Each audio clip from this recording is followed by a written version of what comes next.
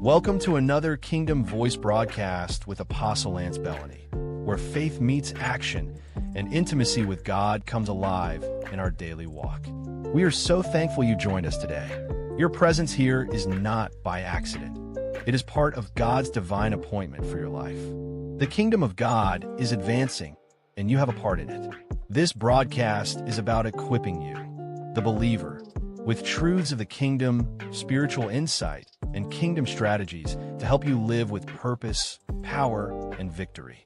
Each time we gather here, we explore the living word, uncover kingdom principles, and apply them to the challenges we face in our families, communities, and callings. Whether you're at home, at work, or on the move, this moment is set apart to connect and share our journey together and align with Elohim. So get ready to renew your mind and strengthen your spirit, because today, God will shift your perspective, fuel your faith, and launch you into your next season. Now, let's lean in, expect to receive, and prepare to be transformed. Here's Apostle Lance Bellany. Well, God bless you. Thank you so very much for joining me this morning. Thank you for being here, being a part of the broadcast here on Kingdom Voice. My name is Apostle Lance Bellany, and as always, it is my pleasure to have you here with us as we journey together into the kingdom, as we share kingdom truths from an apostolic perspective, and as we have a dialogue about our journeys and our experiences and our encounters in the kingdom of heaven. And so thank you very much for being here. I do want to say that the broadcast wouldn't be the same without you. And I don't take your participation and your being here lightly. So again, I hope you receive the sincere gesture from my heart to yours. Thank you so very much for being here. Have an interesting broadcast this morning. I did a reaction video last week to the Congress people that produced a video about military service, and they've had some very interesting conversations around that since the broadcast, and saw something again on that came across my news feed, and decided to once again do another reaction video. This time it's to Bishop Paul Morton. Excuse my misspelling of his name in the title, but Bishop Paul Morton and his comments that were made several weeks ago about his feelings on several issues that we'll talk about today. We'll play the whole clip from Bishop Morton, and then we'll react to that and give my insight or my perspective. But more importantly, I want to hear your perspective on it as well. I want to hear what you have to say. I want to hear what your thoughts are on this issue. Let me say for the record, going in to this broadcast, we are in a very divisive time in our country, in our society, in our culture, socially, politically, economically. We are very divided. And as being divided, we have to find a way to bring the majority. You're never going to get everybody. So let's give up on this idea of utopia. You're never going to get everybody to be in one place on any given issue. But we do want the majority of the people to be united in such a way that we can be productive politically, economically, socially, culturally, that we can be united, that we can be unified. After all, we are called the United States of America. And so as a result of that, in order for us to realize the full potential of who we are, the full potential of what we can do and what we can be, there has to be more people that are closer aligned in a more productive engagement. Right now, we are fractured. Okay, full stop. I've been around long enough now to have enough experience and days behind me to be able to look back and see there were better times, more united times, more productive times in this country. Okay. And there are a number of reasons that I think that we can attribute to why we are so divided, why we are so fractured. But the bottom line is we are there. That's where we are today. Fractured, divided. We are very, very sensitive to a lot of things. Or I would even go so far as to say hypersensitive to a lot of things that are going on in our culture. So again, I want to say it's important for us to recognize where we are. We are divided. And it appears to me that there is more and more divisive rhetoric coming out of just every corner of the world, every corner of our culture. Okay.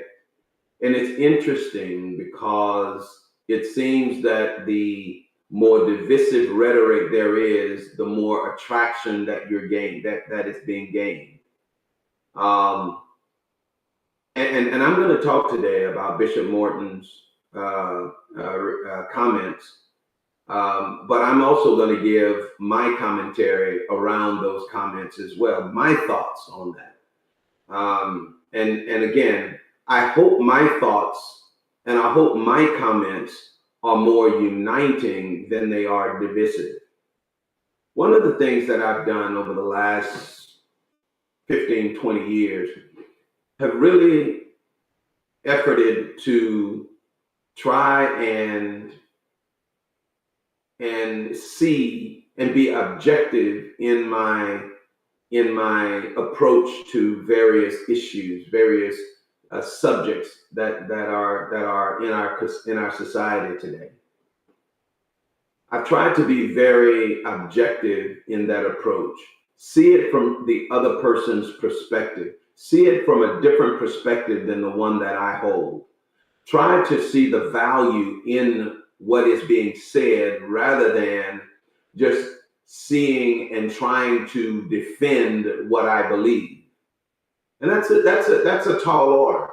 Okay, that's not an easy thing to do, to be objective, to allow the other person's perspective to at least resonate within me, to understand what I like and what I don't like about it. Because at the end of the day, I do have, you do have, we do have the prerogative to like and dislike, the discrimination to like and dislike.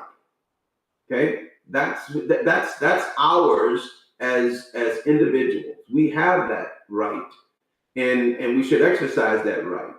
What I want to encourage all of us to do is, in the process of exercising my right to agree and disagree, is to at least try to understand what it is that I'm disagreeing with, and making certain that what I'm disagreeing with is in fact the issue, and not a straw man or a phantom that has been created by people that have not been objective. Okay? And these narratives are all around us, and these issues are all around us, in that people have created these issues without an objective perspective, and they have projected that upon all of us, and some of us unwilling or not taking the time to go explore, investigate, understand what's going on, or reacting to what is being said rather than what factually and actually is the issue at hand. I'm going to say this and then I'll move right on.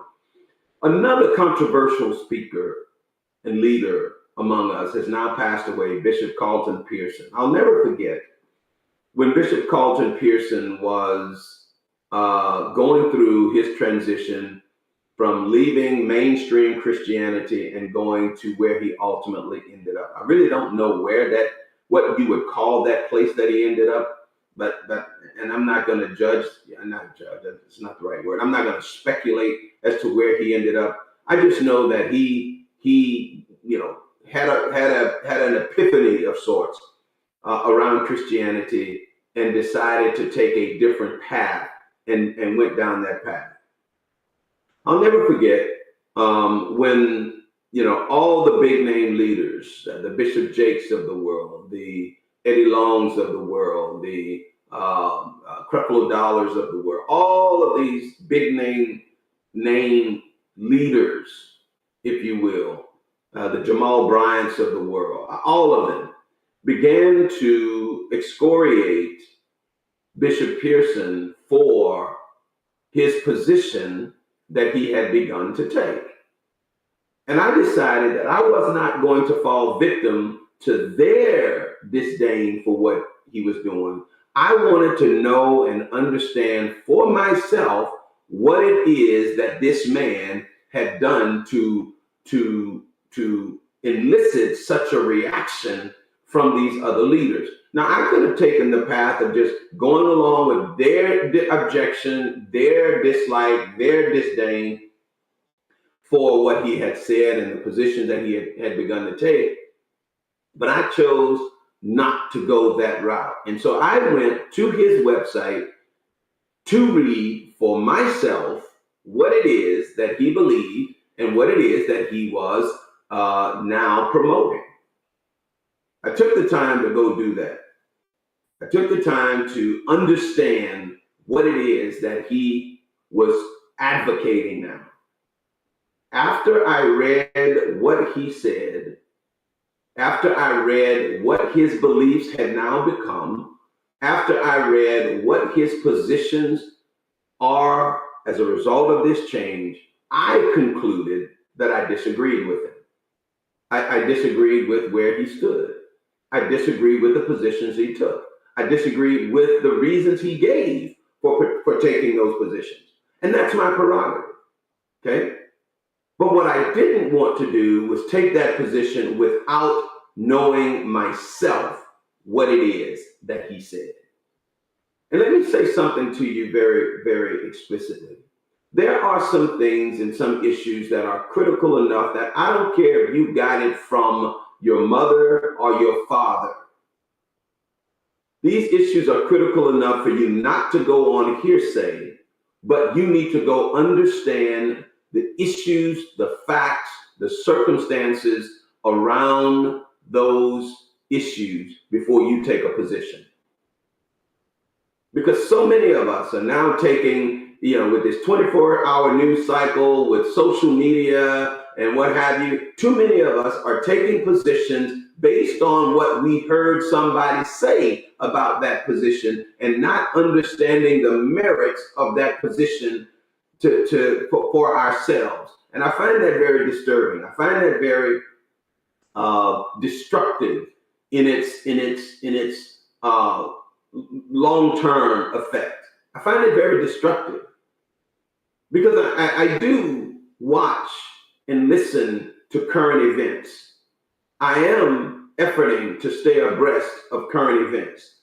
And one of the things that I know is that starting with our media, starting with the press, okay, the free press, I'm talking about organized journalism, they have set us up for infighting. They have created this infighting environment. Let me tell you why. And I'm going to get to Bishop Martin. Just bear with me. Let me monologue here for just a minute. They have set up infighting. And let me tell you what I believe is the reason. As always, follow the money. If you find the money, you'll more often than not, you will find the issue and the solution. Both of them reside at the money more often than not. Certainly, the issue is at the destination of the money. These major news outlets thrive on ad revenue, advertising revenue. And they know if it bleeds, if it bleeds, it leads. Okay? Controversy sells. Sex sells. They know that. And so truth, integrity, honesty has fallen victim to the bottom line, to profits. And so what these news organizations are doing is that they take a controversial side in hopes to get more clicks, to get more eyes, to get more watchers, and thus they get more advertisers, meaning they get more money. That's how it works. So when you're watching even the news, and this is where it becomes very tenuous for us as a society, as a country, as a nation, when our free press cannot be trusted to give us the truth, then we are at I don't know, we are subjected to innuendo, falsehoods, speculation, all of these things, which is where we are right now. We're in that place of speculating. We don't know who to believe. We don't know what to believe. We don't know what's true or what's false. We don't know who's lying or who's telling the truth. Because you can go to one news outlet and get that one side is telling the truth, and you go to the other news outlet and get that side is lying. It is unbelievably. So again, as kingdom heirs, this is why I advocate on this broadcast, on this program, that you had best learn to hear the voice of God in all of this. Listen to me closely. This country, this world, this global society is headed toward a place where those that will have the ear of God or the voice of God in their ears will be the ones that come out on top. Those that do not have the voice of God in their ears, they will fall victim to this season and this era that we're living in. I want you to hear me. I want you to hear me. And I'm not talking about the voice of the church, the voice of my pastor, the voice of my bishop. I'm not talking about the voice of my organization, denomination. I'm talking about the voice of God in your ears. And there's only one way to get that, and that's through intimacy. You're not going to get it from reading your Bible. You're not going to get it from going to church. You're going to get it from spending time with God, learning to recognize God's voice, learning to understand when God is speaking to you, what God is saying to you, and what God is expecting from you. That's what is going to get you through this season that we're headed to. You're going to need to be able to understand that. Okay. So, having said that, I listened to Bishop Morton's comments and was taken aback. And I'm going to play what he said, and then I'll react to it. And then I'd like to hear your thoughts as well. I want you to share your thoughts and your comments. I want you to share that. We can dialogue about that. We can talk about, again, this is where I get to be the objective side of me. I did not want to say something about Bishop Morton without hearing what he had to say first. Okay? I wanted to hear, and I want you to hear what I heard him say. So perhaps you hear something different than what I heard. Maybe you respond different to that thing than what I am. And again, it's okay. I may have a different response after hearing the same thing that you heard, and you vice versa. That's okay. But the point is, we heard the same thing, now we can react to the same thing. Okay? And now if we react to the same thing, we can understand each other because we have a common point from which to begin to try to understand why we differ.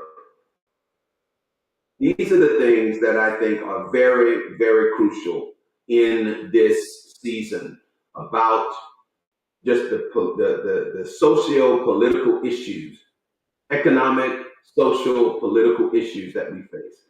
Okay, so let's listen to what Bishop Morton had to say. We'll listen to it in its entirety, and then we'll come back and then we'll begin to address some of the specific things that he said.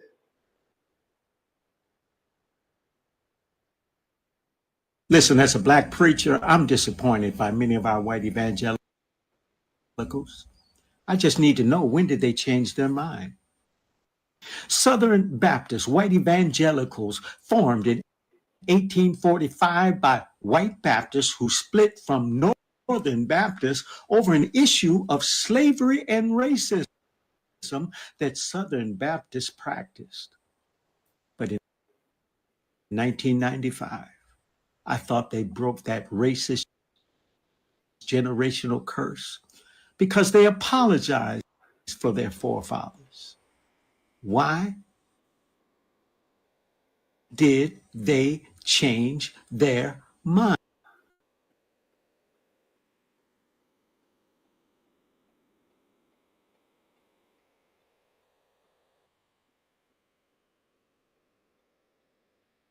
I'm disappointed by many of our white evangelicals. I just need to know, when did they change their mind?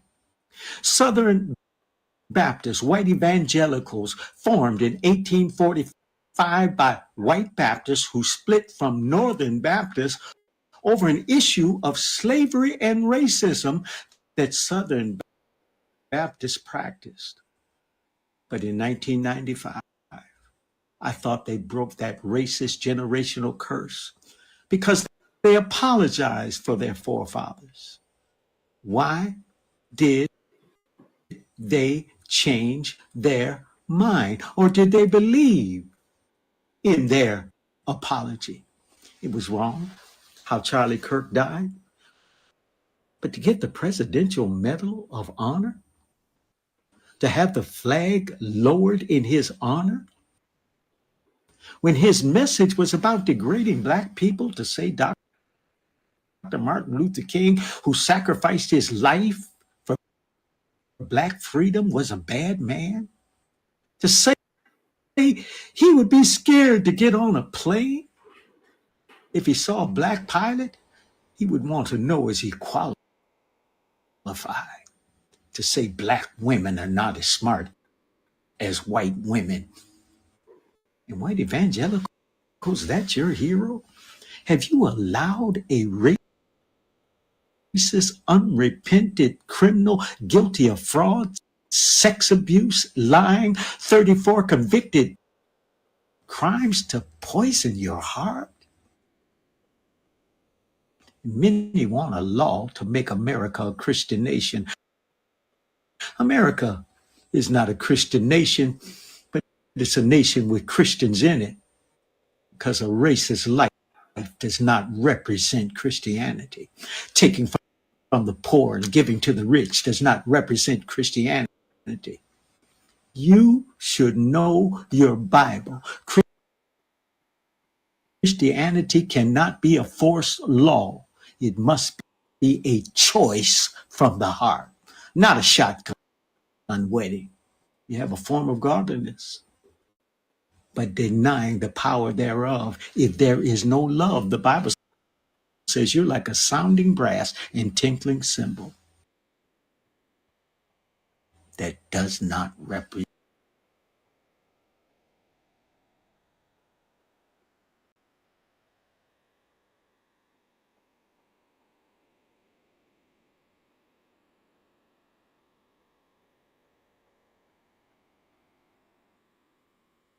My apologies for the audio difficulty, but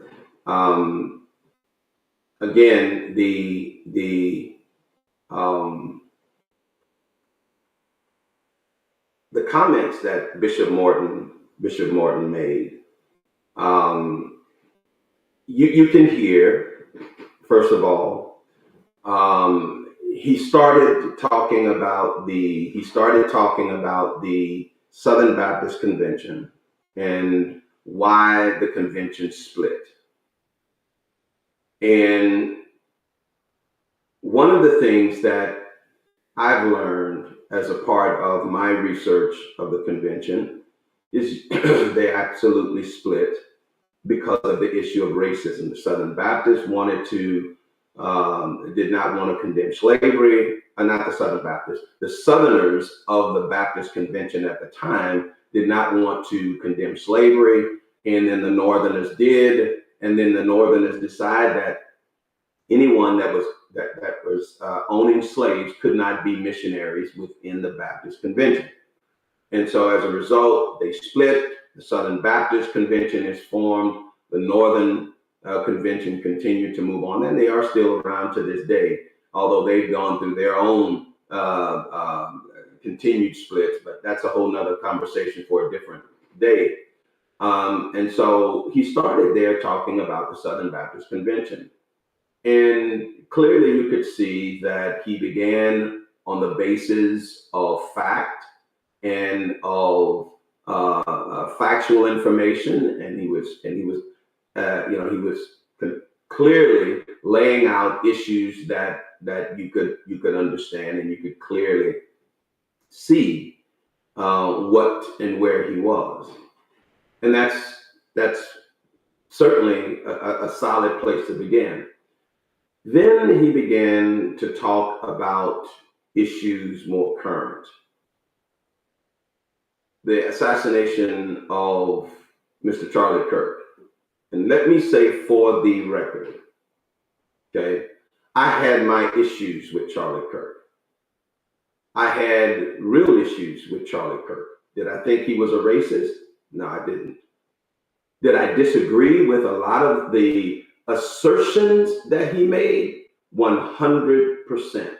I disagreed on the merits of what he said in many instances, okay? Not on the emotion, but the merit of what he said, okay?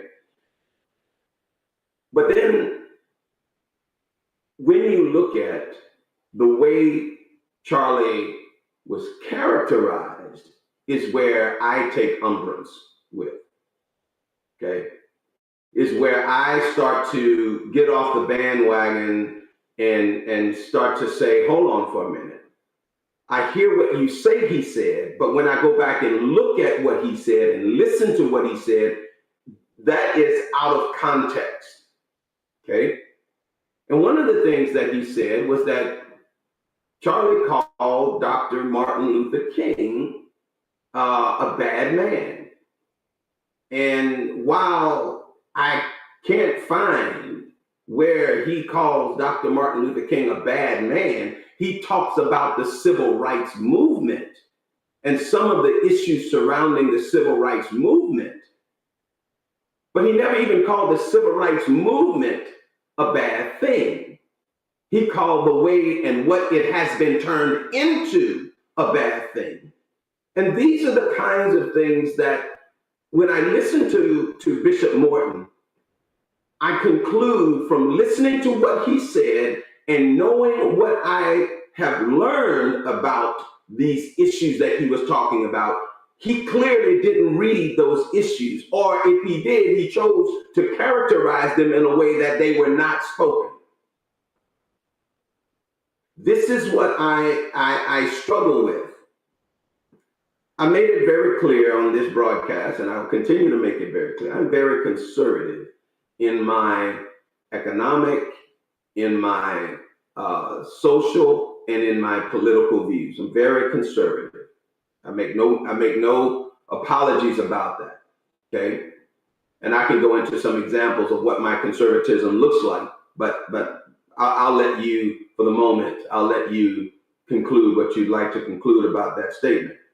But when I listen to Bishop Morton talk about Charlie, and I read what Charlie had to say about those things Bishop Morton was talking about, I only conclude that Bishop Morton didn't fully understand or know what Charlie actually said. He was reacting to the social response, the cultural response from within the Black community about what was said about what Charlie said, and concluded that, Charlie, how could you honor that man? When you listen to what he says, I am an absolute advocate for meritocracy. So was Charlie Kirk. Okay? Where I disagreed with Charlie is that his tendency to discount the impact that race and racism has on a man's effort to progress. Charlie's position often came across as, it doesn't matter, get over it. Okay, it happened, be done with it. Well, that's okay, but what you're failing to, what he promoted as failing to understand was the fact that these things have residual and ripple effects.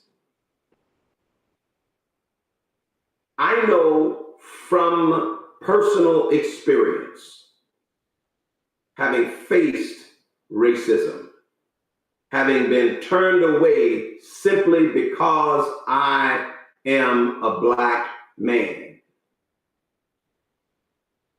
being denied entry. I'm a 64-year-old Black man, so I've been around well after the Civil Rights Movement as an adult. My adult life was well after the Civil Rights Movement. And in the late 80s, early 90s, I was turned away from entering a place simply because of the color of my skin. So I know what racism looks like. Okay? But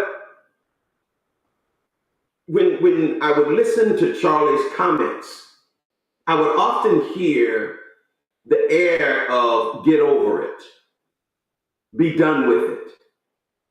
And it is not that simplistic. And that's where I disagreed with Charlie on a lot of the things that he said. On the merits issue, however, we as a people don't need somebody condescending to us as if we can't handle it for ourselves. And if we listen to some of the things that promote what Bishop Morton was suggesting in his comments, it's as if we need somebody to give us something in order for us to gain and promote and to progress. Black people don't need anybody to give us anything. What we need is to get out of my way and let me go get it for myself.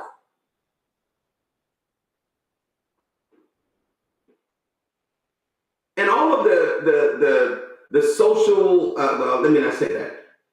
What we find ourselves doing, and I want to get back to my reaction to Bishop Morton.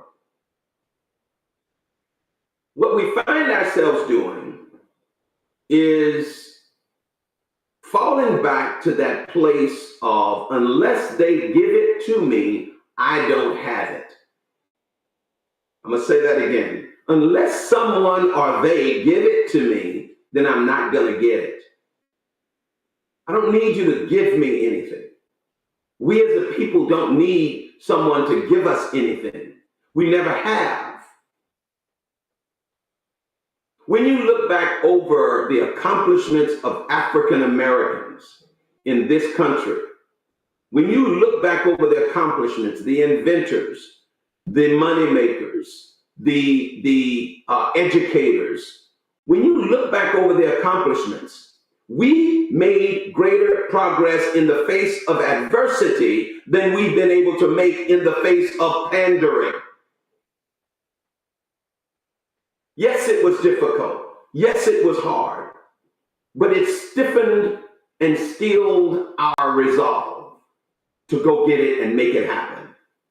Now we're in a position, I see more often than not, people complaining because someone didn't give them something.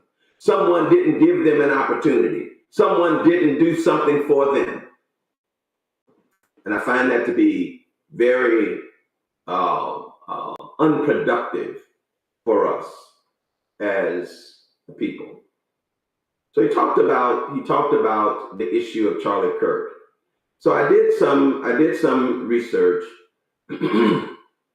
And one of the things he talked about is the fact that he called black women less intelligent than white women. It's not what he said. Okay. Now you may disagree with what he said, but that what Bishop Martin asserted was not what happened. I'm gonna play. Bear with me here.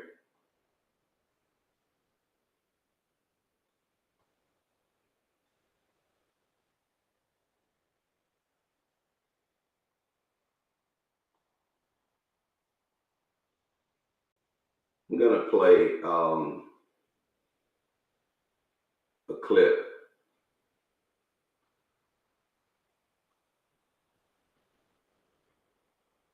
from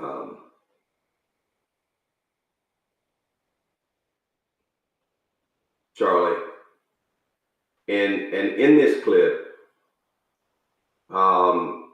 he's talking about 4 particular black women and the whole issue around DEI and his thoughts on that, which is what Bishop Morton conjectured his comments from when he said, Charlie said black women are less intelligent than white women.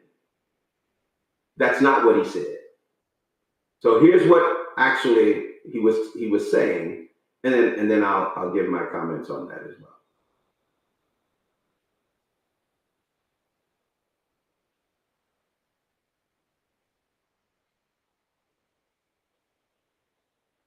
To wonder. In fact, you know, if we would have said 3 weeks ago, Blake, if we would have said that Joy Reid and Michelle Obama and Sheila Jackson Lee and Ketanji Brown Jackson were affirmative action picks, we would have been called the racist. But now they're coming out and they're saying it for us. They're coming out and they're saying, I'm only here because of affirmative action. Yeah, we know. You do not have the brain processing power to otherwise be taken really seriously. You had to go steal a white person's slot to go be taken somewhat seriously. Play cut 52. But I rise today as a clear recipient of affirmative action, and particularly in higher education. I may have been admitted on affirmative action, both in terms of being a woman and a woman of color, but I can declare that I did not graduate on affirmative action. This is my personal story. I hear because of action affirmative. She can't even say that. We know. It's very obvious to us that you were not smart enough to be able to get in on your own. I couldn't make it on my own, so I needed to take opportunities from someone more deserving. You know, this is how arrogant Joy Reid and Ketanji Brown Jackson and Michelle Obama and Sheila Jackson Lee are. They're so narcissistic, they think this is persuasive. They think we're like, oh, of course. That's why we need affirmative action, because you have impressed us with your brilliance. Of course. Oh, no. Imagine the world without Joy Reid. Imagine the world without Sheila Jackson Lee or Michelle Obama or Ketanji Brown Jackson. They think this is persuasive. They think as they kind of now reveal that I'm only here because of anti-white, anti-Asian forced discrimination policies that turn me into a bitter, resentful activist that hates white people, honestly, through our policies.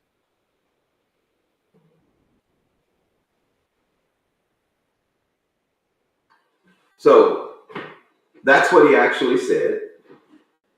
And from that, people began to say that Charlie Kirk said that black women are not as smart as white women. And again, clearly you could hear nothing of the sort. He was talking specifically about these 4 women that happen to be black. Now, I'll get to my disagreement with what I have about that whole thing. But I want to deal with my disagreements on the merits of what he said, not on the emotional response to what he said.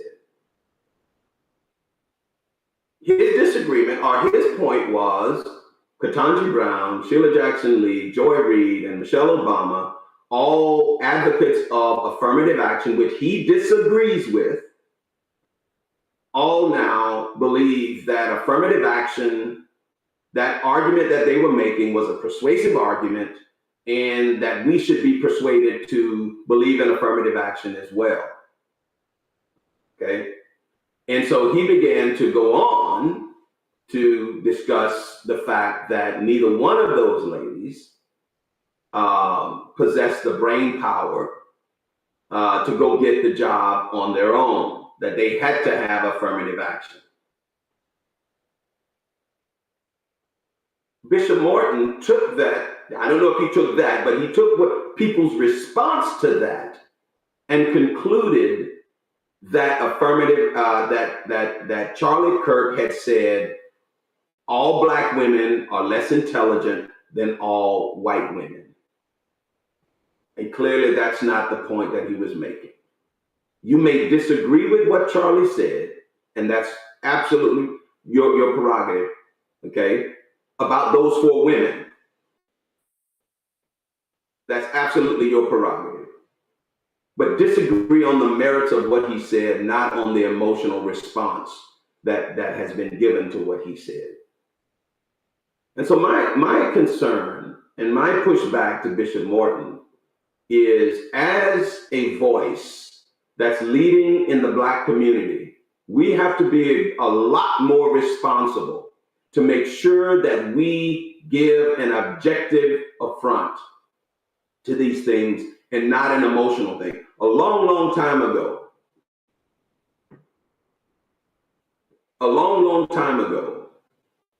many people would say to me, but not a long time ago, but I encountered this a long time ago, that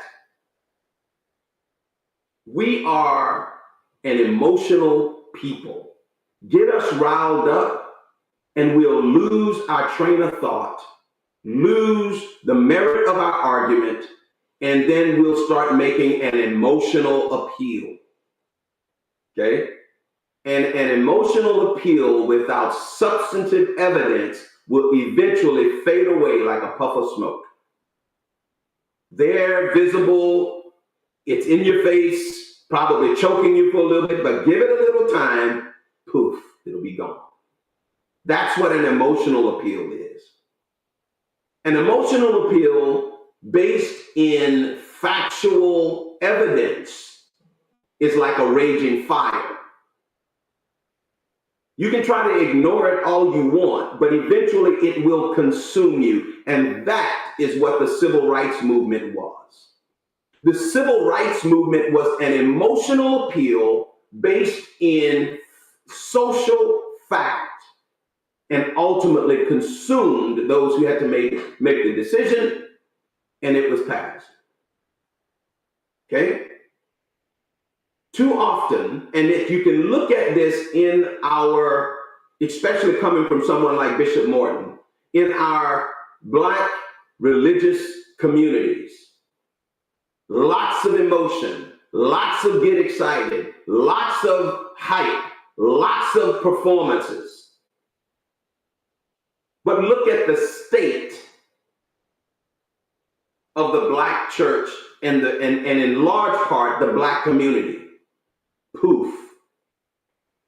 A lot of emotion, but very little results. We get excited about any and everything. But when it comes down to sustaining it, the excitement is not enough. I digress.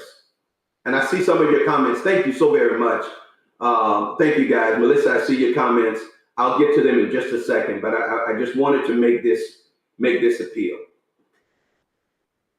We cannot continue to emotionally respond to these things, okay? We have to respond to them with a factual, when I say argument, I don't mean a confrontational argument, but a defense, a factual defense. So let me tell you what I disagree with about what Charlie Kirk did and what he said. while I absolutely believe that affirmative action has to this day merit, and I'll tell you why. Again, I've thought through this so that I don't make an emotional appeal. I want to make an emotional appeal based in fact. I am in a corporate position. I am in corporate America. I am one of those decision makers of hiring.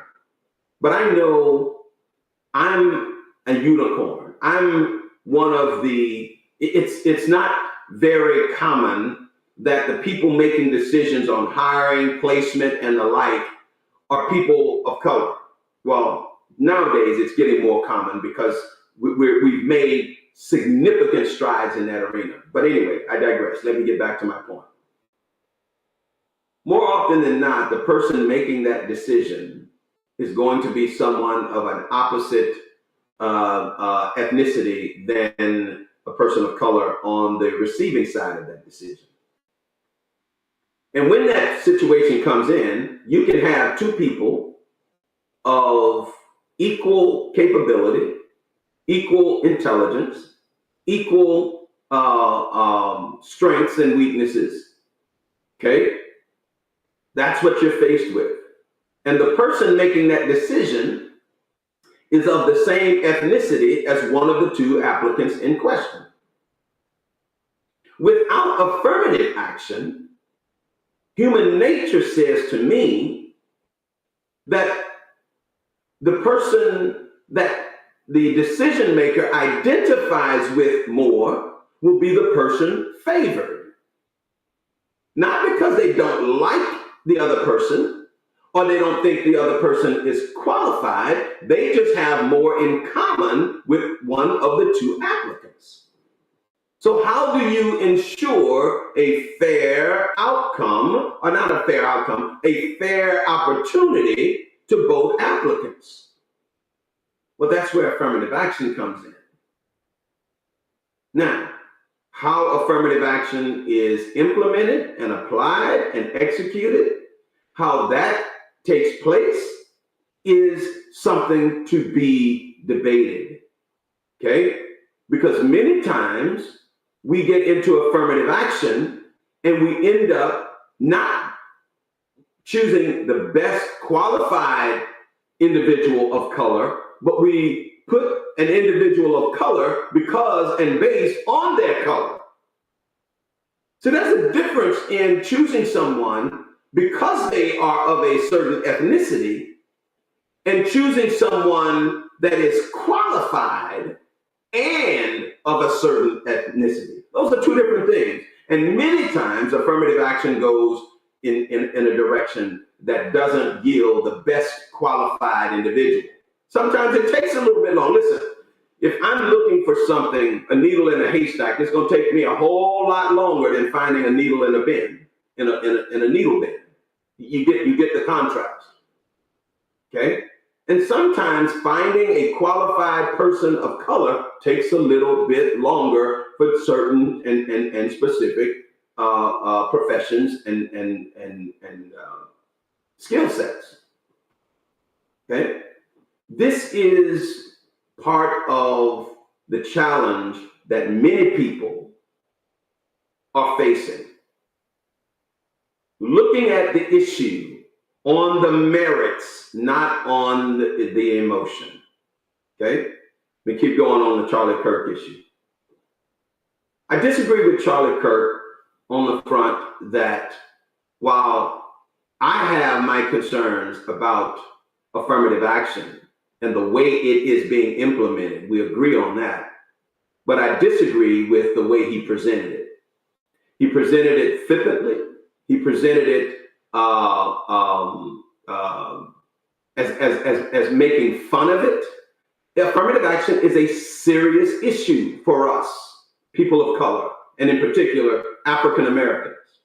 Affirmative action is a serious issue and should be handled in a serious way. And I think Charlie Kirk, because of his youth and because of how young he was only 20, I think he was only 23 years old when he was assassinated. Okay? Didn't fully grasp the gravity of what people had been through when dealing with this issue of affirmative action. I disagreed with him vehemently on the way he handled it. He handled it as if it was trivial. It was not. It is not. Still isn't today. And I disagree with that vehemently, with the way he handled it. Okay? Do I agree with Joy Reid and Michelle Obama and Ketanji Brown and Sheila Jackson Lee? No. Politically, we were on opposite sides of the spectrum. Okay? I disagreed with their solution to get to a fair, now I don't want to say a fair, but an opportunity for everyone. I disagree with how they would want to get there. I don't think the government needs to jam the door open for us. The government simply needs to get the opposition out of the way and let us go get it for ourselves. And this is something that we have to understand. This is why it's important for us not to just respond to the emotional rhetoric. Try to listen to what is being said, okay, before you have an emotional, visceral reaction to the way it's being said. At least hear the content, the context of what is being said. Then you can make a good decision, a solid decision on whether you agree or disagree with it, and then you can move on to some of the other issues. I listened to what Charlie said. I disagree with Michelle and the other three about how they wanted to handle affirmative action. I absolutely disagree with Charlie's flippant handling of a serious issue and walk away with the fact that, listen, I understand that affirmative action is a real critical issue. I also understand he was not demeaning Black women. He was talking about 4 Black women in a specific particular area of concern. And this is why I took a bit of umbrage with Bishop Morton, because I think what he said completely mischaracterized what Charlie said. Okay. My daughter often tells me, said, Dad, you try to live in a vacuum. No, I don't try to live in a vacuum. I just try to understand. I try to understand the merits of what is being said, because if you just run around and run off on what you think their intentions were when they said it, that will lead you off the rails. I promise you it will. Used to be there, been there, done that. That will lead you off the rails. Understanding the intent of what they said, and then dealing with understanding what they said, then dealing with the intent of what they said is a far better approach. I've learned this over my career and over my life. Because then when someone tries efforts to refute what you're saying, you're not dealing with an emotional response. I'm dealing with a factual response. And when you start breaking down what he said in that video clip that I played, you clearly understand he was talking about 4 Black women in an area of affirmative action about how to respond to that. That's what he was talking about. The way he did it was, in my opinion, I disagree with what he said. I disagree with the way he addressed it and he talked about it. The last thing, and then I'll get to your comments. The last thing that I want to talk about is Dr. King. And once again, what he was talking about, or what Bishop Morton was talking about, and I'm going to read this to you. I pulled it up on my screen. I'm going to read it to you. In another instance, Democratic Congresswoman Ocasio-Cortez criticized Kirk, claiming he believed the Civil Rights Act which granted Black Americans the right to vote, was a mistake. However, she confused the 1964 Civil Rights Act with the Voting Rights Act of 1965. Kirk did not oppose the Civil Rights Act or voting rights. His remarks focused on how these laws have been interpreted and applied in modern times, particularly in discussions around policies like DEI. During a Turning Point event, he went on to talk about it. So when you listen to what Charlie was saying, it was about the Voting Rights Act and the Civil Rights Act, what they have become. So what happened? Someone heard a clip or what have you. They edited or whatever they did and played a clip, and we all responded from that. Not we all, but many people responded to that clip rather than what was actually said in the context that it was said. Okay? And now you have the likes of Bishop Morton coming out, making a video, saying and echoing something that was factually not the case. And now a large swath of the Black community is encouraged to believe something based on what Bishop Morton said, which is based on what somebody else said, which is not based on what Charlie said. And that's the drama you get into. You remember I said very early at the outset of this broadcast how rather than responding to what was being said about what Carlton Pearson was doing, I wanted to go read it for myself. I still walked away disagreeing with him, but at least I disagreed with what he said, with what he had promoted and put out in writing as a stance, as a description of what he actually believed and where he was going. At least it was based on what his comments were, not on what somebody else said about his comments. And many times, as I've seen since I've been exploring and investigating and engaging in this public discourse around Charlie Kirk, again, I have my disagreements with Charlie Kirk. Okay, I don't believe he was a racist. I believe he was a young man that truly did not grasp the gravity of a lot of the subjects, that issues that he was dealing with, and the ramifications of those issues.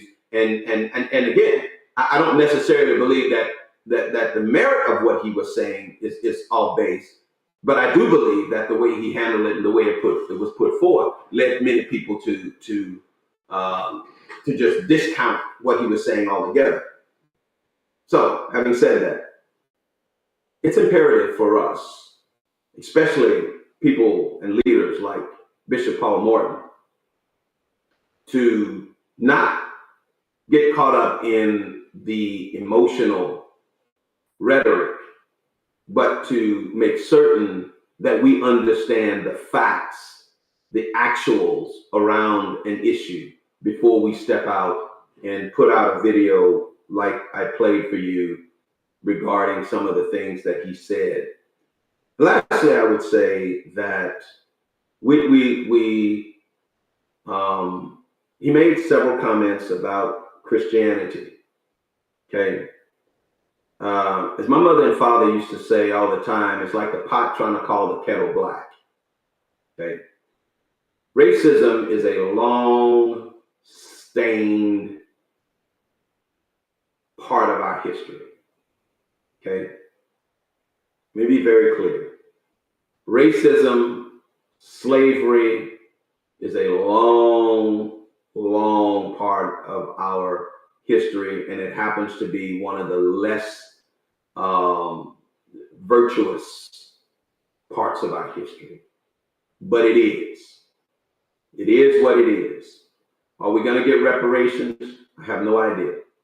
Should we get reparations? That argument can be had. But it is. But at the same time, let us understand some things.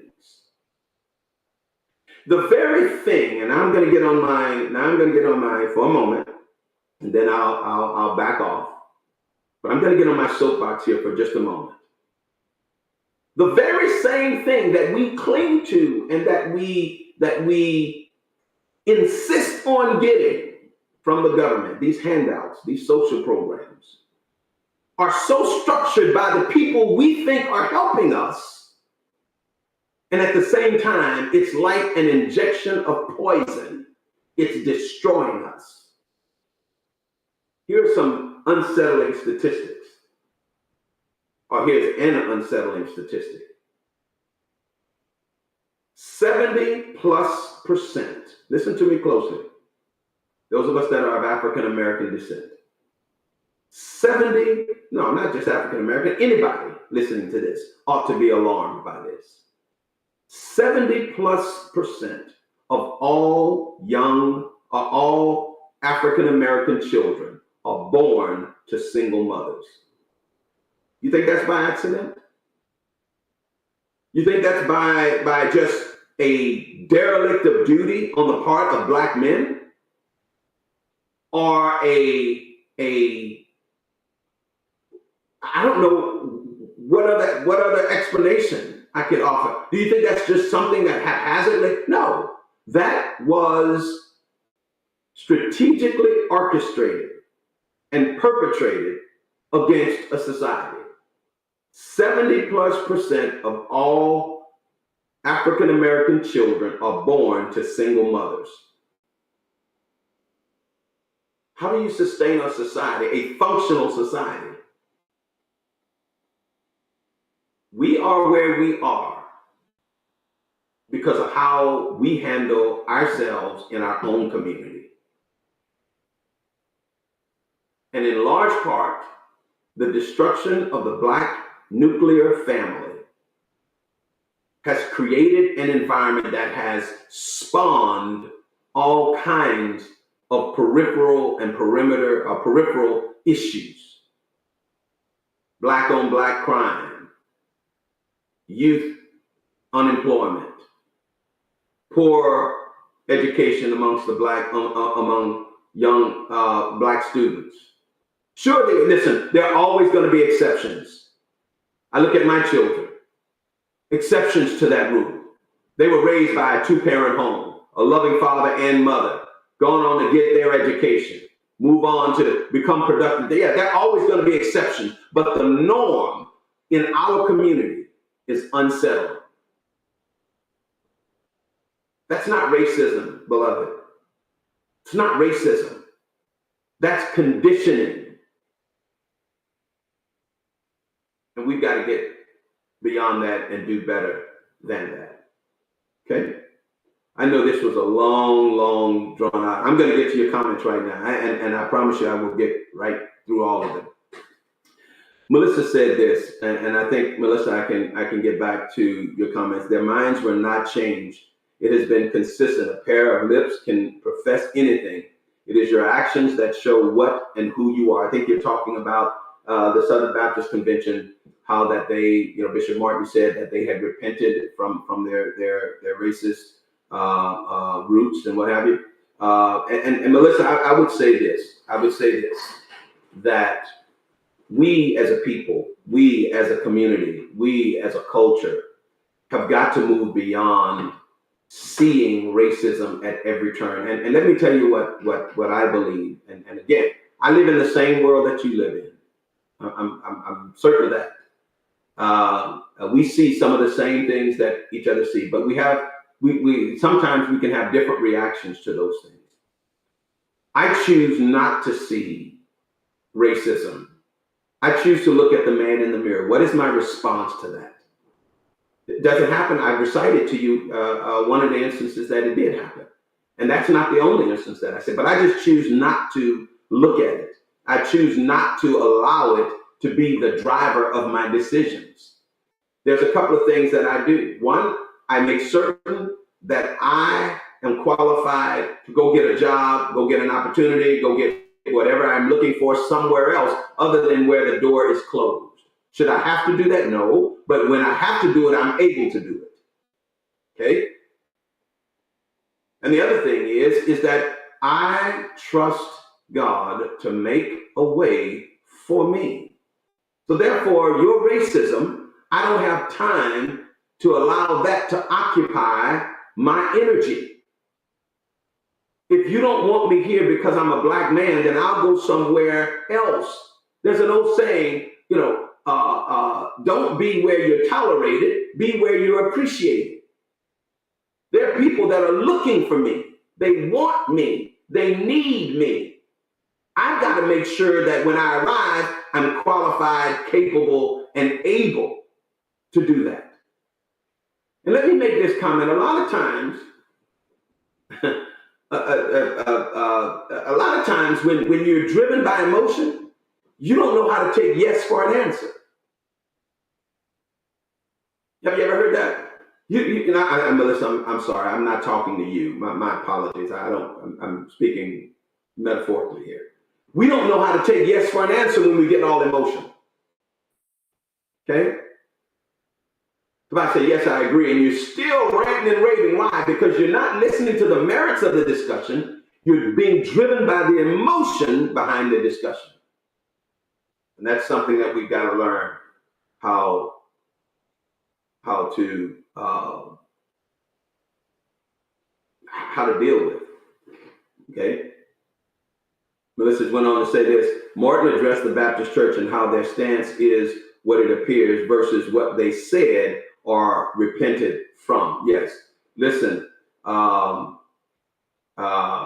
once again, I will go on to say, and I want to say something here that is apropos to our current culture and society today. And that is, many times when we look at, organizations like the Southern Baptist Convention, they have people that are racist in those conventions, period, full stop. Racism is not dead. Listen, I'm not here trying to play like, but racism is not dead. And it is prevalent in our society. Okay.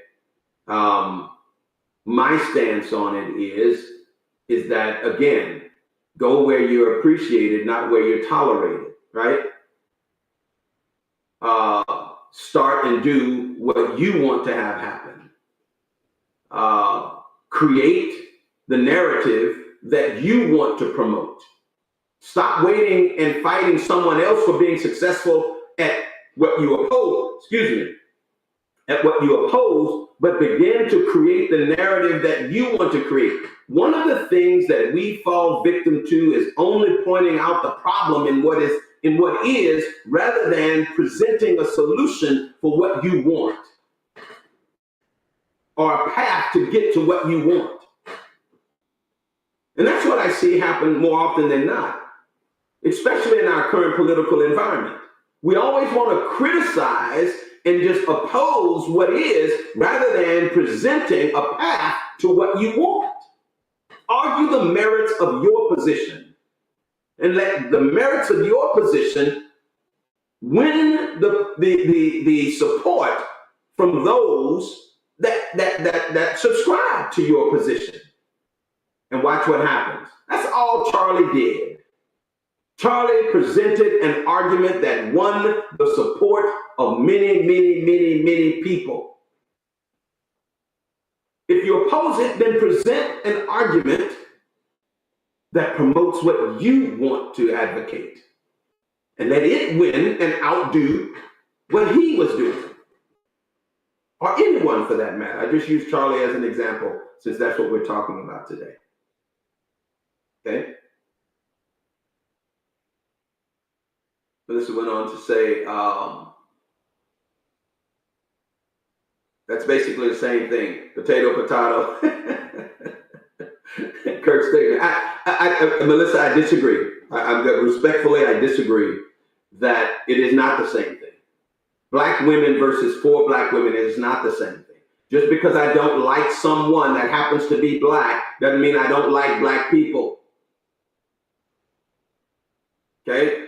Just because I didn't like what Katanji and Michelle and Sheila and Joy Reid have to say, that doesn't mean I don't like what black women have to say. We have to learn to make that distinction instead of projecting on to what he said our intentions. Now, again, I disagree with what. As a matter of fact, I'll say this very clearly. Had a friend of mine that I was texting with before I got on the call today. I asked him, never send me anything from Joy Reid. I'm going on record on this broadcast saying I so diametrically oppose Joy Reid's positions. I can't even listen to what she has to say.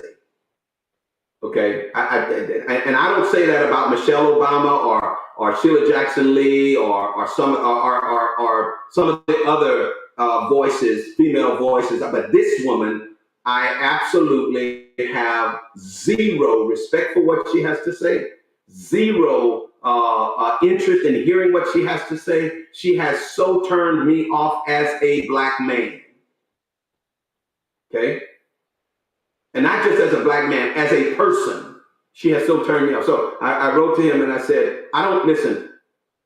For the sake of our relationship, please don't send me anything that Joy Reid has to say. Okay.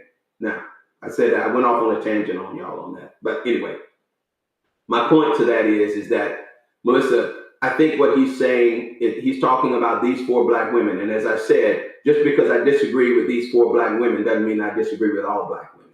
So I don't think it is the same thing. I think that the argument can be made and is being made. I'm making it here on this broadcast that he's talking about 2 different things. Certainly welcome to the opinion. And that's what I appreciate about the dialogue that we're having, is that you can hear from my perspective and I can hear from yours as well. So again, thank you, Melissa, for that.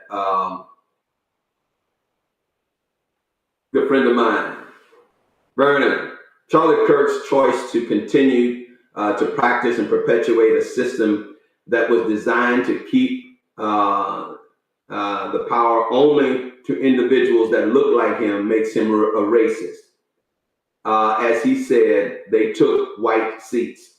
Yes, he did say, Vernon, that they took white seats, but in the context of what, again, if you want to see racism in what Charlie said, I think you can come to that conclusion. Okay, and that's not a bad thing. I don't say that derogatively, Vernon, to you or anyone else. I don't say that derogatively. I say that as a matter of fact. If you see race, I don't see racism in what he said. I see merit, not merit. I see on the merits of what he says, he's talking about DEI, and he used these 4 black women that he associates with DEI, that associated themselves with DEI, that he opposes. That's what I saw. So you say you're splitting hairs. Yes, sometimes you have to split hairs if you want to at least have the discussion. Okay? At least have the discussion. Sometimes you have to split hairs. So I push back a little bit on Brother Giles on this assertion that what he said makes him a racist. I don't believe that to be the case. I believe that what he said was a direct response to what these 4 black women said and their own admissions about their affinity toward affirmative action that he disagrees with. And he used them as examples. And yes, made some comments that you and I both disagree with. But does that make him a racist? I'm not going down that road. And let me say this. To me, we turn the word racist, Nazi, Hitler, we've turned those words, certain factions of our society have turned those words into something that have now completely distorted the horror of those words. I remember when being called a racist was something that was just absolutely unthinkable and unbearable. Now you call somebody a racist simply because they disagree with you. Simply because they have a different opinion. They're racist now. Everybody's a racist. We tend to throw that term around and it has lost its veracity among us. And that's unfortunate because being a racist, truly being a racist, is a horrific thing and should be dealt with. But we've turned anything and everything now into a racist just because there's a disagreement. We see it a different way. We don't agree on how things are being done. Now all of a sudden somebody's a racist or a Nazi or a fascist or all of those things that we thrown around, a socialist or a communist. Again, we on the other side does it as well with the terms like socialist and communist. Okay. Melissa asks, why does it take longer to find qualified women or a qualified woman or black? Melissa, being in corporate America, as I said, being on the side that I have to, I have to hire people as well. I can tell you that a lot of times when the credentials aren't there, we haven't spent time to educate ourselves in many instances. And when we are educated, we are so dispersed. The number of credentialed individuals, and not only that, when it's time to apply, many times we don't apply. And so because there are fewer applicants, the applicants that do apply aren't as qualified as many of the other applicants. So yes, it is a challenge when you have to go out and find that qualified individual. Now, that's where I think the system fails us, because many HR, placement, recruiting institutions and departments don't take that extra time, okay? Because of the time demand that they have on their time, okay? And so they reach for the nearest, most qualified individual, which often happens to be a non-person of color. Okay, and that's a challenge, and we need to hopefully get beyond that. But that's why. Why does it take longer? Because there are fewer of us out there. I remember when I was pastoring, and this was 25 plus years ago. One of the things that I said: when you're in demand, you can make demands. Okay, if you're qualified, people will come find you. They will fly you across the world for your qualifications. But once you're qualified, you have to make yourself known. You have to put yourself out there. You have to put your credentials out there. Okay, all right. And I'm going to say something here. I'm going to say something to us. I grew up in the black church. I went to church. My mother saw to it that I went to church every Sunday. Then I became born again, and then I became a pastor, and now an apostolic leader and the like. So I came all the way through the church as a young man. As a theme within the black community and within the black church, I know it was a long time ago. It's probably changed a lot now. But we would talk about education duplicitously. On the one hand, we would teach our young kids to go get an education, go get educated. But in the same breath, in the same sermon, we would talk about educated fools. So on the one hand, go get an education, but on the other hand, we call you an educated fool.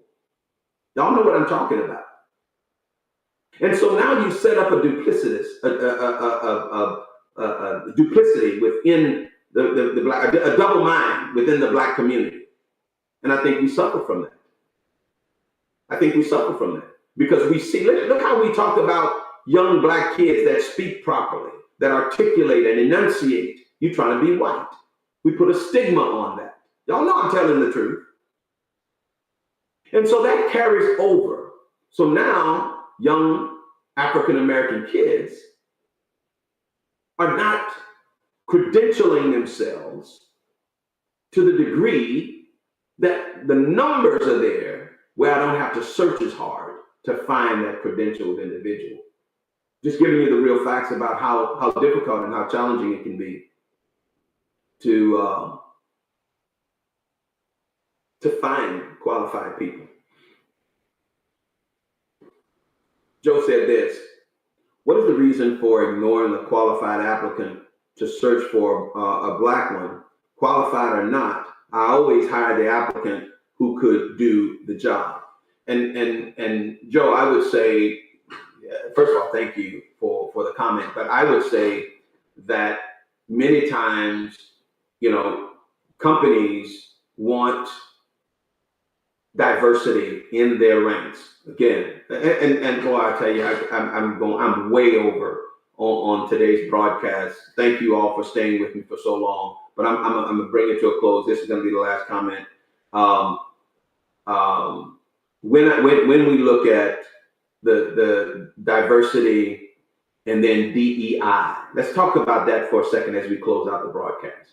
Diversity versus DEI. One of the things we have to understand is that DEI took on a different identity than what it was intended when it started. Diversity has always been a push by these corporations, okay? Then along came DEI that became a movement. And once it became a movement, it took on a different identity. A name denotes a nature. When it took on the name DEI, people began to do things in the name of DEI that shifted it from merit to identity. And when it became identity, it lost its impact and its meaning. And so now you start hiring people because of an identity as opposed to a qualified merit-based hire. And that's what often happens when you go through things like this. Listen, beloved, thank you so very much. We went way long today, clearly because this was just a very engaging discussion. I want to say to you, thank you for joining me. Join me again next week. We'll be right back here talking about the issues of the kingdom from an apostolic perspective. Until then, I'm going to ask you to be well, be blessed, and we'll see you again next time. We hope you have been enjoying today's broadcast. If so, we want to invite you to share your questions and your comments. Thank you for joining us today for the Kingdom Voice broadcast. Your presence made all the difference. Please know that we don't take your presence or participation lightly. We know you could have chosen to be any a number of places this morning, but you chose to be with us, and we are so grateful. For those of you that would give a gift of any size, Apostle Bellany would like to give you a copy of his book that he co-authored with Apostle Vincent Poole and his wife Jolynn Poole, titled Kingdom 101, Revelational Truths of the Kingdom of God. For a gift of any size, simply email us at lcbellany@yahoo.com and we will rush out a copy to you. Thank you again for joining us, and we hope to see you again next Sunday morning at 10:30 Central Standard Time. God bless you, and thank you for your support.